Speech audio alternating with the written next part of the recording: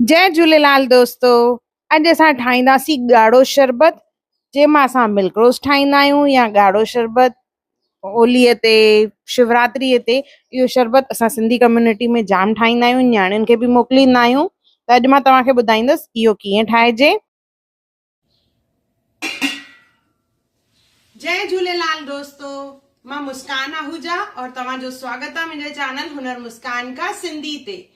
त सभिनी खां पहिरियों मां हिकु बासण खयो आहे, उन में विधी आहे खंड। हिकु बॉटल ते मुनो किलो खंड पवंदी आहे।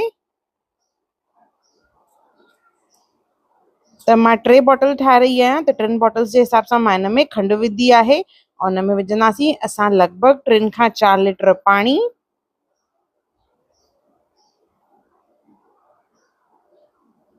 चार बॉटल्स ठाहे रही आहियां मां। हिकु बॉटल अगरि तव्हां ठाहियो था त 1 लीटर पाणी विझिजो। इनखे चङी तरह मिक्स कंदासीं। असां हिन में विझंदासीं हाणे 50 ग्राम सुकल गुलाब जूं पतियूं। हिकु बॉटल ते लॻभॻि 20 ग्राम पवंदा आहिनि, त मां हिते 3 बॉटल्स जे लाइ लॻभॻि 50 ग्रामनि जो इस्तेमालु करे रही आहियां, जंहिंमां अधु जेके आहिनि पीसे करे थी विझां और अधु जेके आहिनि असां उहे ईअं ई विझंदासीं। अगरि तव्हांजी खंड में मिटी वग़ैरह हुजे त तव्हां उन में थोरो सो खीर विझी करे उनखे टकाईंदव त उन में जेके इम्प्योरिटीज़ यानी कचिरो हूंदो उहो निकिरी ईंदो, मथां सरफेस ते ईंदो, त तव्हां कढी वठिजो। पर मां जेका हिते खंड यूज़ करे रही आहियां उहा साफ़ आहे, त इन में मां उहो प्रोसेस न कयो आहे। नंढा फोटा विझंदासीं हिन में। हिकु बॉटल ते लॻभॻि 3 खां 4 फोटा पवंदा, त 3 बॉटल जे हिसाब सां मां हिते 10 खां 12 फोटा विझी रही आहियां। नंढा फोटा, छोटी इलायची, और इन में विझंदासीं असां कलर। हिकु बॉटल ते लॻभॻि 1 खां 1.5 चमचो कलर पवंदो आहे, त 3 बॉटल जे हिसाब सां मां हिते कलर विझी रही आहियां। ॻाढ़ो कलर, जंहिंसां ॻाढ़ो शरबत ठहंदो। और इनखे चङी तरह असांखे टकाइणो आहे, गुलनि जो जीअं सॼो फ्लेवर अची वञे। कुझु माण्हू पाणी घटि विझंदा आहिनि, हिन में घटि पाणी विझी करे थोरो सो ई टकाए लाहींदा, पर अगरि पाणी वधीक विझी करे असां हिनखे चङी तरह टकाईंदासीं, जेतिरो टकंदो ओतिरो हिन में गुलनि जो सतु ईंदो, जंहिंसां इहो शरबत जेको आहे ॾाढो बढ़िया ठहंदो आहे और इन में फ्लेवर बि ॾाढो सुठो ईंदो आहे। इनखे चङी तरह टकाइण खां पोइ असांखे इन में विझणो आहे वाइट रोज़ एसेंस, पर उहो असां शरबत खे थधे थियण खां पोइ विझंदासीं।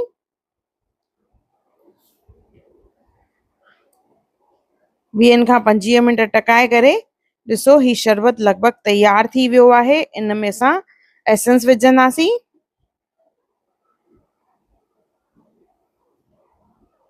ॾिसो टकाइण खां पोइ गुलनि जो कलर कीअं थी वियो आहे। अहिड़े नमूने असांखे शरबत खे टकाइणो आहे ऐं कंसिस्टेंसी ॾिसो एतिरी थिक हुअणु खपे।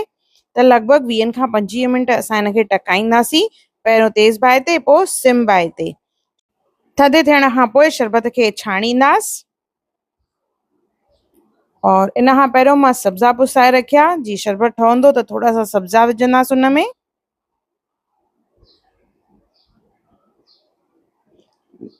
मेन ॾिसजो हिन जी कंसिस्टेंसी एतिरो थिक हुअणु खपे, लॻभॻि हिकु तार जी चाशनी जीअं असां ठाहींदा आहियूं न उन खां थोरो सो घटि। तव्हां जीअं हथ में लॻाए ॾिसंदो त तव्हांखे इहो चिपचिपियो लॻंदो, मतिलबु असांजो शरबत जेको आहे रेडी आहे। अहिड़े नमूने सॼे शरबत खे मां छाणे करे बॉटल्स में विधो आहे। ॾिसो हाणे अचो त इन्हनि खे सर्व था कयूं पिया। त 2 तरीक़नि सां असां ॻाढ़े शरबत जो इस्तेमालु कंदा आहियूं। हिकिड़ो ॻाढ़े शरबत में पाणी विझी करे सब्जा विझी करे इस्तेमालु करणो आहे। ॿियो उन में विझंदासीं खीर।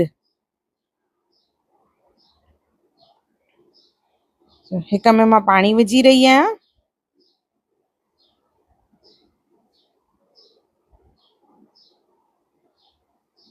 और ॿिए में वरी खीर।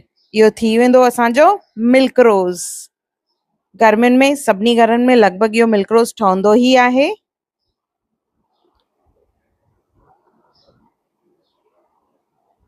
बर्फ विझंदासीं और गॾु विझंदासीं हिन में असां थोरा सा सब्जा।